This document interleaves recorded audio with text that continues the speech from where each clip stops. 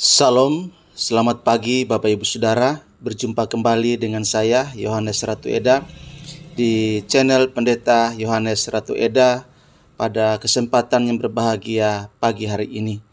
Saya akan menyampaikan kebenaran firman Tuhan untuk kita semua. Namun sebelumnya mari kita berdoa terlebih dahulu, mohon pimpinan Tuhan. Kita berdoa. Bapa di surga, kami mengucap syukur dan terima kasih oleh anugerah-Mu ya Tuhan, kami masih hidup, bergerak dan ada hingga saat ini Tuhan, dalam kekuatan, dalam kesehatan, dalam berkat yang Tuhan berikan bagi kami. Pada kesempatan ini Tuhan, kami akan mendengarkan firman-Mu. Mari Tuhan Engkau menolong kami supaya firman-Mu sungguh-sungguh menjadi rema bagi kami. Berkati hamba-Mu, berkati juga umat-Mu yang mendengarkannya. Dalam nama Tuhan Yesus kami berdoa. Amin. Bapak Ibu Saudara yang dikasihi oleh Tuhan Yesus Kristus, topik kita pada pagi hari ini ialah musuh besar kesungguhan hati. Musuh besar kesungguhan hati. Bapak Ibu Saudara, kalau kita mau jujur, sebenarnya kita bisa saja melakukan pelayanan tanpa kesungguhan hati, tanpa keseriusan dari hati kita.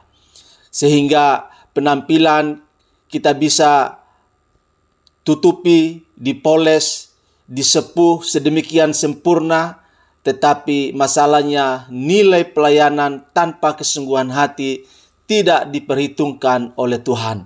Jadi Bapak Ibu Saudara, bisa saja, sekali lagi bisa saja kita melakukan pelayanan apapun itu tanpa kesungguhan hati. Kenapa? Karena penampilan kita bisa kita tutupi, bisa kita poles, bisa kita sepuh, bisa kita dekorasi sedemikian rupa sehingga terkesan tampak dari luar begitu sempurna.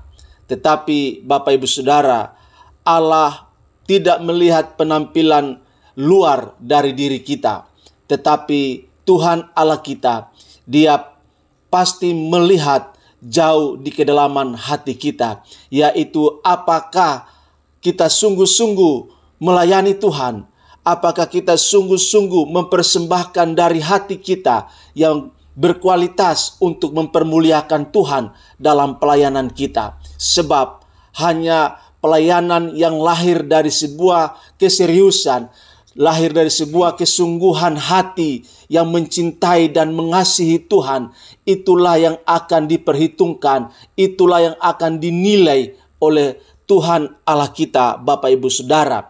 Itu sebabnya pelayanan tanpa kesungguhan hati tidak akan berkenan kepada Tuhan.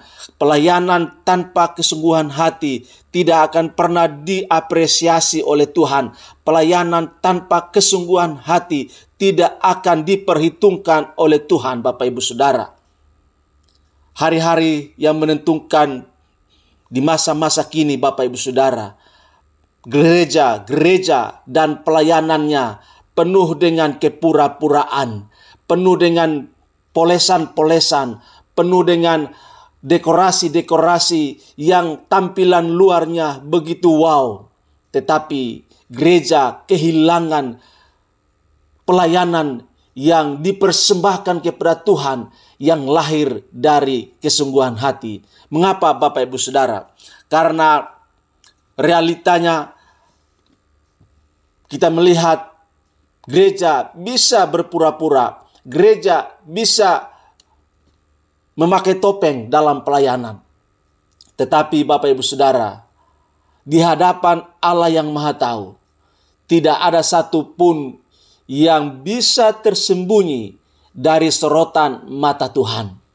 Tidak ada yang bisa disembunyikan, tidak ada yang bisa ditutup-tutupi di hadapan Allah yang Maha Tahu.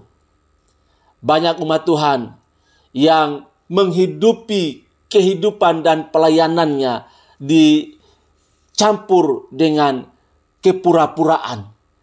Karena itu sangat berbahaya, Bapak Ibu Saudara. Banyak pemimpin pelayanan yang menjalani kehidupan dan pelayanannya tidak dengan hati yang sungguh di hadapan Tuhan. Banyak pemimpin pelayanan yang tampil di panggung pelayanan dengan begitu luar biasa, tetapi tidak ditemukan kesungguhan hati di hadapan Tuhan.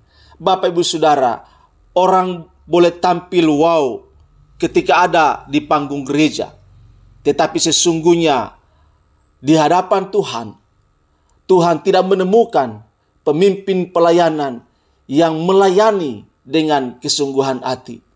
Bapak Ibu Saudara, mengapa banyak pemimpin yang tidak ditemukan oleh Allah melayani dalam kesungguhan hati? Karena banyak yang berpura-pura, banyak yang ingin populer, banyak yang hanya mau menonjolkan penampilan luar, banyak yang memoles kehidupan imitasi, dan banyak yang bermunafik ria, sehingga penampilan pelayanan kita tampak wow, tampak keren di hadapan manusia, tetapi di hadapan Tuhan sangat-sangat menjijikan. Bapak Ibu Saudara, setiap kepura-puraan suatu hari kelak akan terbentur kepada kenyataan yang menunjukkan bahwa kepura-puraan itu hanyalah sekam tanpa kehidupan, dan hal itu berarti kesia-siaan belaka. Bapak Ibu Saudara, saat ini adalah saat di mana Tuhan ingin memperbaharui, ingin membersihkan, ingin memulihkan gerejanya. Karena Tuhan tidak ingin membiarkan terus gerejanya melayani dalam kepura-puraan, melayani dalam satu kehidupan yang dipoles, yang ditutupi, yang didekorasi sedemikian rupa. Tuhan tidak ingin gerejanya terlihat keren, terlihat wow dalam penampilan luarnya. Tuhan menginginkan kualitas hati yang melayani dalam kesungguhan hati. Bapak Ibu Saudara, saat ini adalah saat bagi Allah untuk memulihkan gerejanya.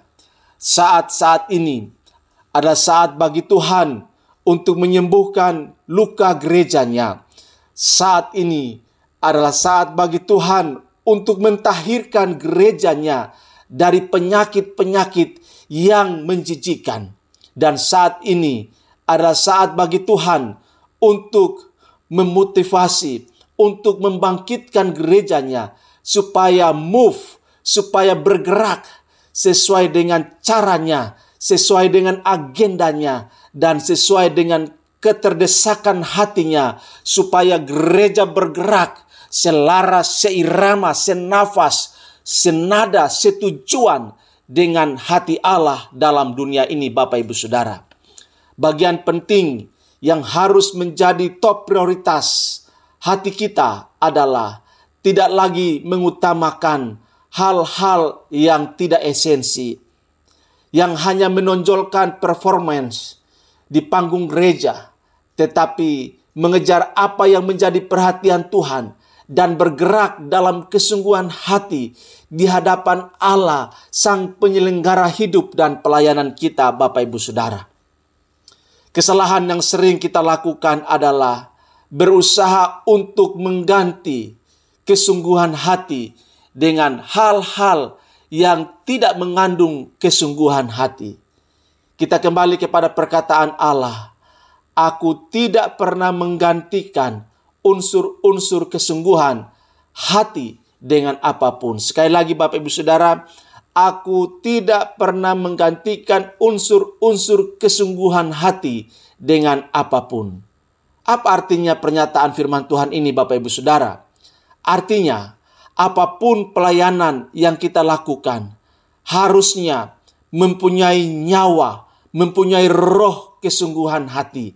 Apapun pelayanan yang kita lakukan harusnya memiliki, terdapat unsur-unsur mengandung nilai-nilai kesungguhan hati. Apapun pelayanan yang kita lakukan, bila tanpa kesungguhan hati, tanpa nilai-nilai kesungguhan hati, maka semua itu tidak mempunyai dampak yang kekal di mata Tuhan. Tidak memiliki dampak atau nilai yang kekal di hadapan Tuhan. Tidak memiliki investasi yang bernilai kekal di hadapan Tuhan.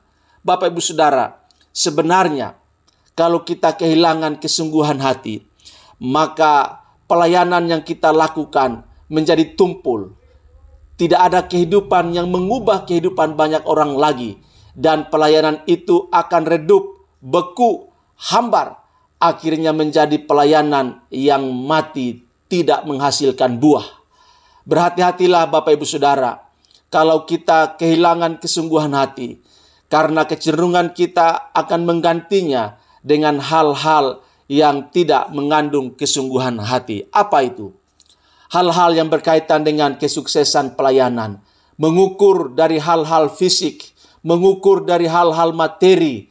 Juga menonjolkan kuantitas jumlah jemaat yang dilayani. Inilah pola, inilah model, inilah indikator yang menunjukkan hal-hal yang mengandung tidak kesungguhan, tidak sungguh-sungguh, mengandung sesuatu yang tidak sesuai dengan apa yang Tuhan inginkan. Bapak Ibu Saudara, berhati-hatilah kalau pelayanan kita lebih menonjolkan serba wow, dekorasi panggung serba wow, mimbar serba wow. Itu kita harus berhati-hati. Jangan sampai kesungguhan hati dipoles, diganti dengan hal-hal yang tidak mengandung kesungguhan hati. Pertanyaan mendasar buat kita ialah, apakah pelayanan itu serba panggung dan serba mimbar? Tidak, Bapak Ibu Saudara. Ada banyak pelayanan yang tidak punya kaitan, yang tidak punya korelasi dengan serba panggung dan serba mimbar. Tetapi sekarang ini Bapak Ibu Saudara, harus kita jujur mengatakan bahwa banyak pemimpin pelayanan yang menonjolkan serba panggung, dekorasi yang mewah, dekorasi yang wow, musik yang aduhai, dan mimbar-mimbar yang keren.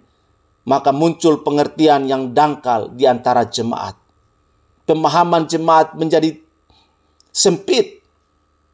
Apa itu? Pengertian yang dangkal di antara jemaat bahwa kesuksesan secara panggung dengan segala aksesorisnya sebagai ukuran perkenanan Tuhan terhadap pelayanan itu.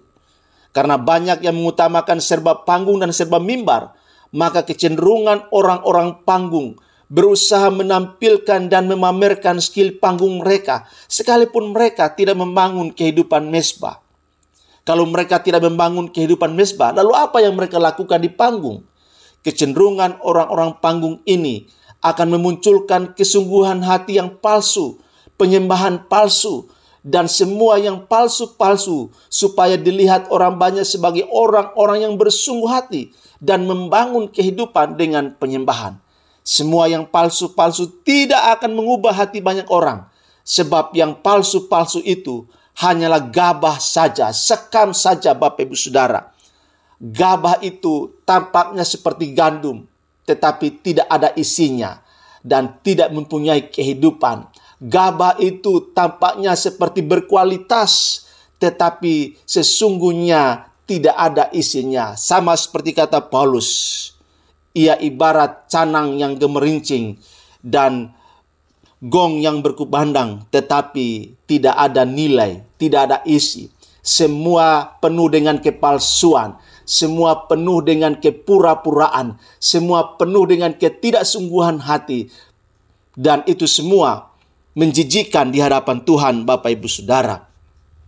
Karena itu, sebagai refleksi, mari kita perhatikan baik-baik bagaimana hidup dan pelayanan kita.